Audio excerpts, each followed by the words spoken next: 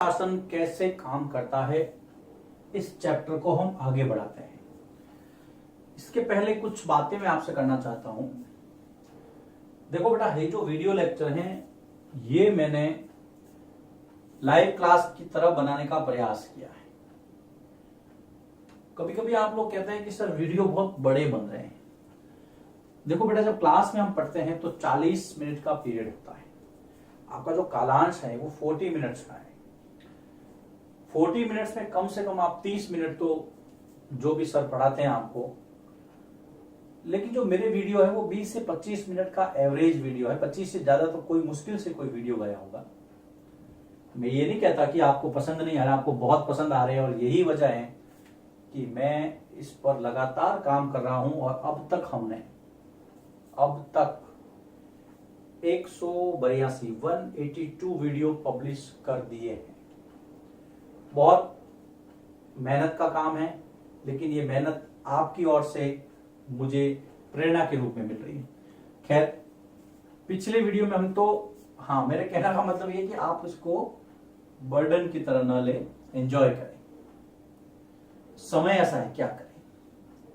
लेकिन कोई चिंता नहीं करनी है। आपको कहीं भी समझ में नहीं आए, आप मुझे फोन करके व्हाट्सएप पे, टेलीग्राम पे, और कुछ ही दिनों में हमारी वेबसाइट आने वाली है।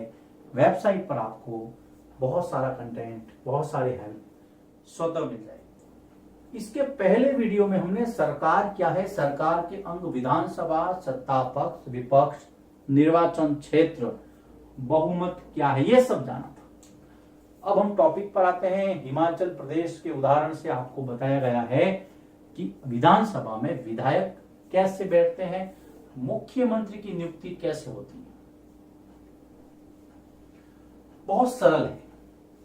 ऐसा लगेगा कि आप खुद सरकार चला रहे हैं, आप मुख्यमंत्री बन गए हैं और आपकी नियुक्ति राज्यपाल महोदय के द्वारा की जा रही है। मैं कोविड क्राइसिस में आपको मुख्यमंत्री बनाने जा रहा हूं। जो जो बनना चाहता है ध्यान से देखें, जो मंत्री बनना चाहता है वो भी ध्यान से देखें, जो विपक्ष में बैठना चाहता है वो बहुत ज्यादा ध्यान से देखें, क्योंकि लोकतंत्र में विपक्ष बहुत जरूरी है। आइए शुरू करते हैं। हिमाचल प्रदेश की विधानसभा का उदाहरण।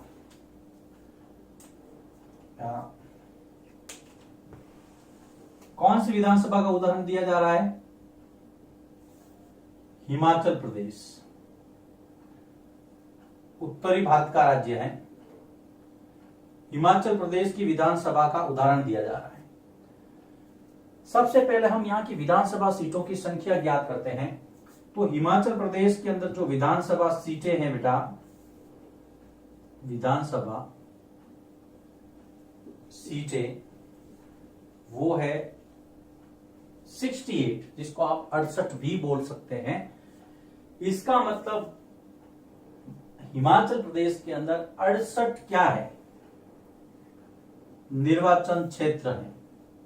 मैंने आपको पहले भी बताया था, निर्वाचन क्षेत्रों का मतलब है एक व्यक्ति एक जगह से चुन के जाएगा जो उसका निर्वाचन क्षेत्र कहा जाएगा। जितनी सीटें उतने निर्वाचन क्षेत्र। यदि राजस्थान के अंदर मान लीजिए 200 विधानसभा है तो वहां पर 200 विधानसभा क्षेत्र है, 68 निर्वाचन क्षेत्र है। विधानसभा क्षेत्र भी कह सकते हैं, निर्वाचन क्षेत्र भी कह सकते हैं। इसका सदस्य विधायक कहलाता है, जो हमने आपको पहले बताया था, मेंबर ऑफ लेजिस्लेटिव असेंबली। विधानसभा का जो सदस्य है वो विधायक कहलाता है। और विधायक के लिए जो मिनिमम एज है, विधायक के लिए जो न्यूनतम उम्र है वो चाहिए 25 वर्ष। कम से कम इतने साल का होना चाहिए। आप विधायक का इलेक्शन नहीं लड़ सकते, आप तो वोट भी नहीं दे सकते, अभी तक 18 वर्ष के नहीं हुए हैं, लेकिन आप बड़े होकर के एमएलए बन सकते हैं, जरूर बनेंगे। विधायक के लिए मिनिमम एज कितना चाहिए? 25 वर्ष। बात करें तब हिमाचल प्रदेश की। आपको चित्र के अंदर विधानसभा क्षेत्र नजर आ रहे हैं हिमाचल प्रदेश के 68। इस तरह से इसका जो बंटवारा किया गया है, डिवाइडेशन किया गया है। 68 सीटें, 68 विधानसभा क्षेत्र, 68 विधायक जीत करके हिमाचल प्रदेश की विधानसभा में जाएंगे। कैसे जाएंगे, इस चीज को समझते हैं। विधानसभा के चुनाव हुए थे 2017 में। देखिए, हिमाचल प्रदेश के जो विधानसभा चुनाव हुए थे वो हुए थे 2017 में। मैं सिलेबस को भी कवर करते हुए चल रहा हूं। सीटें हैं, वापिस बता दूं, 68। बहुमत के लिए कितना चाहिए? आप ये समझिए, आपकी क्लास में 68 लोग हैं, 68 के 68 विधायक बनना चाहते हैं, लेकिन उसमें से बहुमत जो जीतेगा कितना? बहुमत का मतलब होता है कुल सीटों पे आप 2 का भाग दे दो और उसमें 1 जोड़ दो। तो कुल सीटें हैं 68, 2 का भाग दिया 34 में 1 जोड़ा, 35 सीटें बहुमत, जिसको आप जादुई आंकड़ा बोल सकते हैं। बहुमत मेजोरिटी कितनी सीटों पर? 35 सीटों पर आनी चाहिए। जिस राजनीतिक दल को 35 सीटें मिलेगी वो जीतेगा विधानसभा का चुनाव। अब परिणाम क्या रहा था? देखिए, भारतीय जनता पार्टी जो राजनीतिक दल है उसने उस समय 44 सीटें जीती थी। यहां पर मैं शॉर्ट में लिखूंगा, आपकी किताब में दिया हुआ है, भारतीय जनता पार्टी जिसको हम बीजेपी कहते हैं, उसने 44 सीटें जीती थी। मैं देखिए सिलेबस के अकॉर्डिंग चल रहा हूं, मेरे मन से कुछ भी नहीं कह रहा हूं, समझने के लिए आपको मैं समझा रहा हूं। 44 सीट्स मिली थी उस समय बीजेपी को। तो क्या ये बहुमत का आंकड़ा पार कर गई थी? बिल्कुल कर गई थी, 100%। इसका मतलब ये सत्ता में आ गई। तो यहां पर जो बीजेपी है उसके जो विधायक जीत करके 44 लोग आए हैं वो बैठेंगे सत्ता पक्ष में। क्लियर? सत्ता पक्ष, इसके लिए आपको पहला वीडियो देखना पड़ेगा, मैंने उसमें समझाया था। बाकी दूसरी जो यहां पर पार्टी थी, इंडियन नेशनल कांग्रेस, भारतीय राष्ट्रीय कांग्रेस, जिसको कहा गया आईएनसी, उसने जीती थी 21 सीटें। तो ये बहुमत नहीं थी, इसलिए आईएनसी बैठी थी विपक्ष में। बाकी के जो अन्य दल थे उस पर ऊपर चर्चा नहीं करेंगे, कोई दिक्कत नहीं है। तो यहां पर आपको दोनों चीजें मिल गई बेटा। क्या क्या मिला? देखिए, यहां पर आपको सत्ता पक्ष मिला और विपक्ष भी मिल गया। अब ये 44 लोग जीत करके कहां गए? विधानसभा में गए। इसको मैं रख देता हूं यहां पर। ये 44 लोग जीत करके कहां गए? विधानसभा में गए। इन्होंने जाते ही सबसे पहले अपने लोगों की मीटिंग बुलाई। चुनाव के बाद में सत्ताधारी दल के विधायक अपना नेता चुनते हैं। सबसे पहला काम ये करते हैं, याद रखना आपको। चुनाव के बाद जैसे इलेक्शन पूरा होता है, चुनाव के बाद जो सत्ताधारी दल है, जिसको मेजोरिटी मिली है, जिसको बहुमत मिला है, ये रहा बहुमत यहां पर। तो चुनाव के बाद में सत्ताधारी दल के विधायक क्या करेंगे? अपना नेता चुनेंगे। अपना नेता चुनते हैं, जिसको विधायक दल का नेता कहा जाता है। अपना नेता चुनते हैं। अब ये 44 लोग यहां पर विधानसभा में गए, इन्होंने अपना नेता चुना। इन्होंने अपना नेता किसको चुना? जयराम ठाकुर को।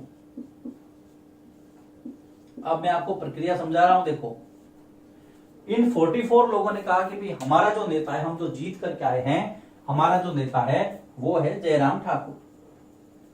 ठीक है साहब, विधायक दल का नेता चुन गया। अब क्या करें? अब काम शुरू होता है राज्यपाल महोदय का। राज्यपाल राज्य का प्रथम नागरिक होता है, ये बात हमेशा ध्यान रखना। राज्य का प्रथम नागरिक कौन है? ये आप नोट लिख लेना। राज्य का प्रथम नागरिक है राज्यपाल। राज्य के सारे काम इसके नाम से किए जाते हैं। राज्य की कार्यपालिका का प्रमुख है ये।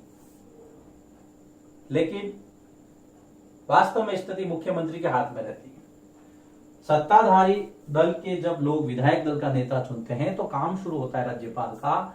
राज्यपाल विधायक दल के नेता को मुख्यमंत्री पद के लिए नियुक्त करता है। राज्यपाल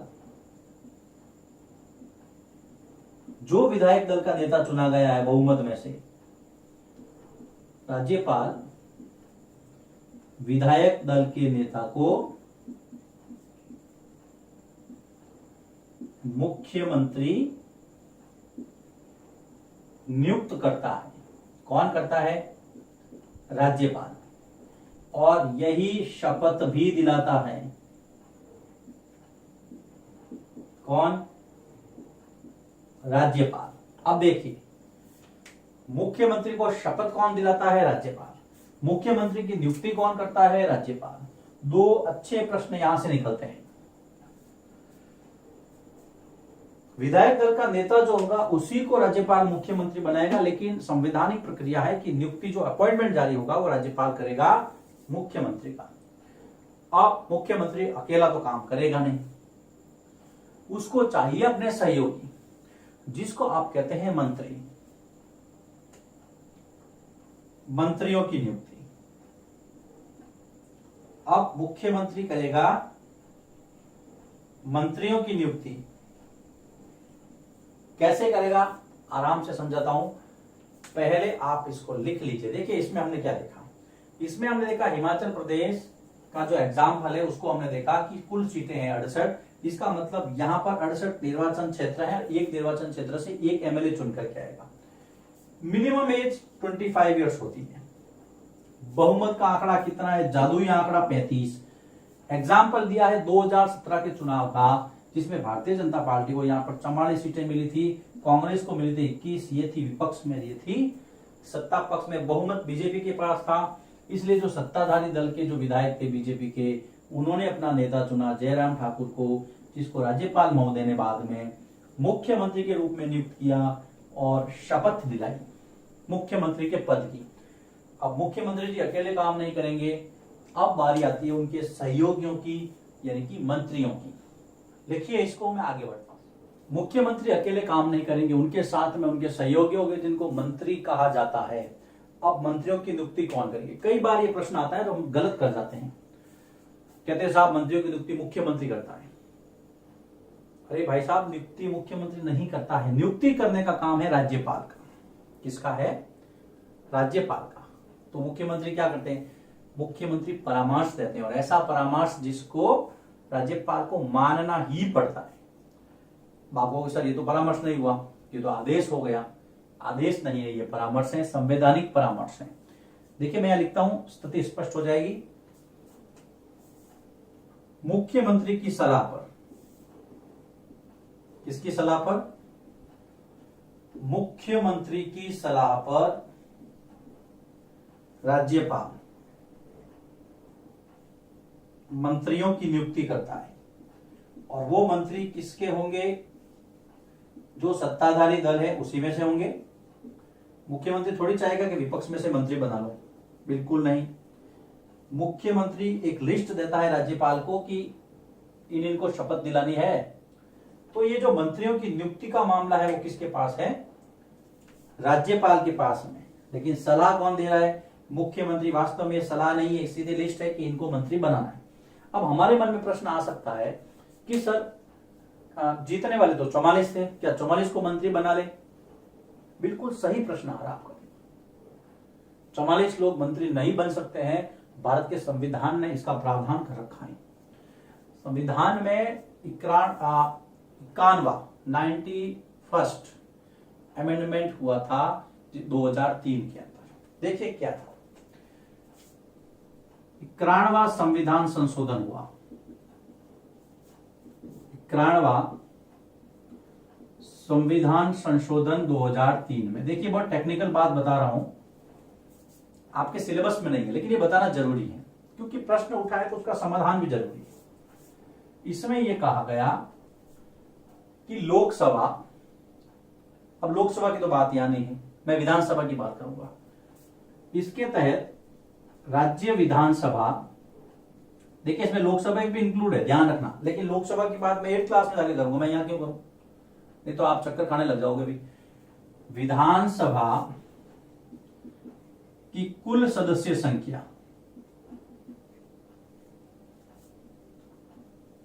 का 15% मंत्री परिषद होगा। अगर आपकी विधानसभा में 100 सीटें हैं तो आप 15 लोगों को मंत्री परिषद में जगह दे सकते हैं। यहां तो 100 नहीं है, 68 है, तो 68 का 15% निकाल दीजिए, इतने मंत्री बनाए जा सकते हैं। लेकिन इसके अंदर एक शर्त भी है, यदि आपकी विधानसभा के अंदर कुल व्यक्ति 40 ही है, कुल सीटें 40 है विधानसभा सीटें, ऐसे में अधिकतम मंत्रियों की संख्या होगी 12। इसमें अपवाद भी है, कई ऐसी विधानसभा है जहां पे 40 ही है, तो जहां पर सीट है 40 तो वहां पर मंत्री होंगे 12 अधिकतम। अधिकतम मंत्री कितने बनाए जा सकते हैं? 12। कहां पे? जहां पे आपकी सीटों की संख्या 40 है। अदरवाइज आपको 51वां संविधान संशोधन 2003 याद रखना है, 15% तक आप मंत्री परिषद में लोगों को जगह दे सकते हैं।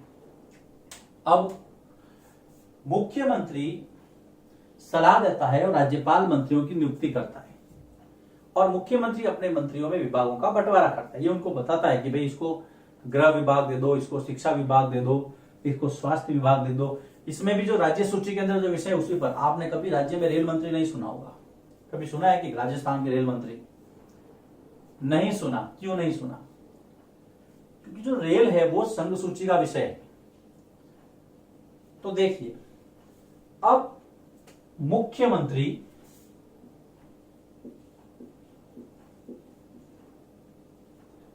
अपने मंत्रियों में क्या करता है?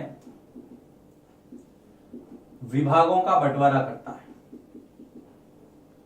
विभागों का बंटवारा करता है, जिसको जो अच्छा लगता है। अच्छा लगता का मतलब मुख्यमंत्री को पता होता है कि ये इस फील्ड में अच्छा करेगा। हम भी क्लास में जब मॉनिटर बनाते हैं तो उसके बाद में फिर और भी डिपार्टमेंट होते हैं हमारे पास में, जैसे होमवर्क।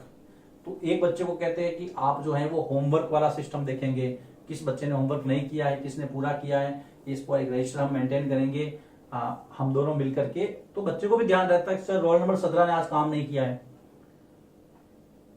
एक होता है जो क्लीननेस की ड्यूटी देखता है कि कमरे के अंदर सफाई हुई या नहीं हुई, जो बेंचेज है उसके पास में कागज तो नहीं बिखरे पड़े, किस बच्चे की बेंच के पास में कागज है।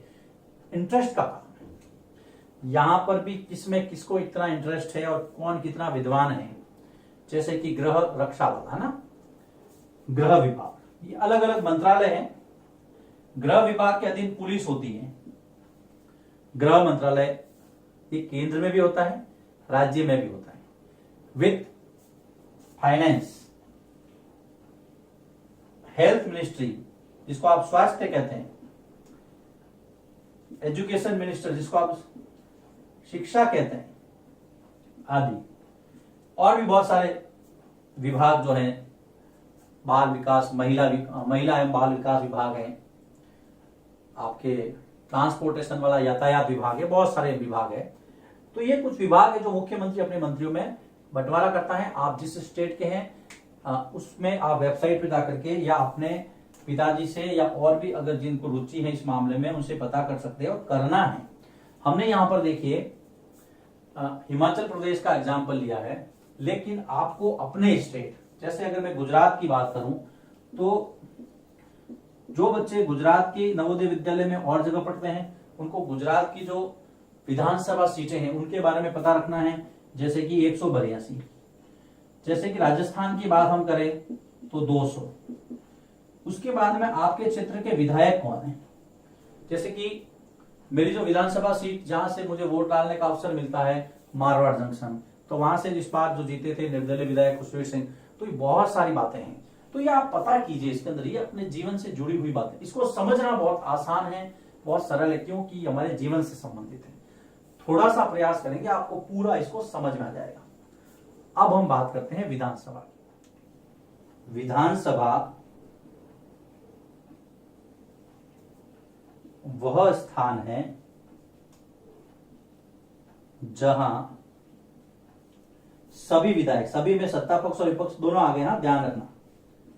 सभी विधायक, पूरी सीटें जितनी है 182 है तो 182, 200 है तो 200, सभी विधायक वहां बैठेंगे। उनके बैठने का जो सिस्टम है वो अलग अलग रहेगा। विधानसभा वह स्थान है जहां सभी विधायक विभिन्न मामलों पर चर्चा करते हैं और कानून बनाते हैं। सभी विधायक विभिन्न मामलों पर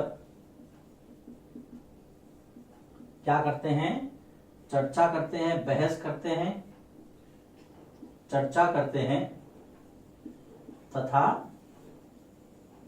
कानून बनाते हैं। तो सबसे पहले हमने देखा था कि विधायिका का काम क्या है, कि विधायिका का काम कानून बनाना है। किसके लिए? राज्य सरकार के लिए। विधानसभा का काम है और देश के लिए संसद कानून बनाती है। तो ये कानून बनाना यहां पर आया। देखिए यह है विधानसभा क्या है।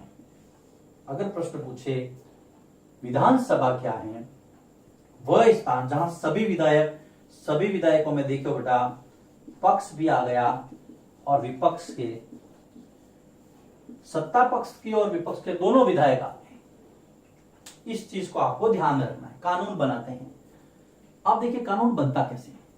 विधानसभा में जितने लोग हैं उसको सभी उस पर वोटिंग करते हैं। अगर बहुमत से वो पास हो जाता है, बहुमत का फॉर्मूला वही आधा प्लस एक, अगर बहुमत से पास हो जाता है तो फिर वो जाता है राज्यपाल के हस्ताक्षर के लिए।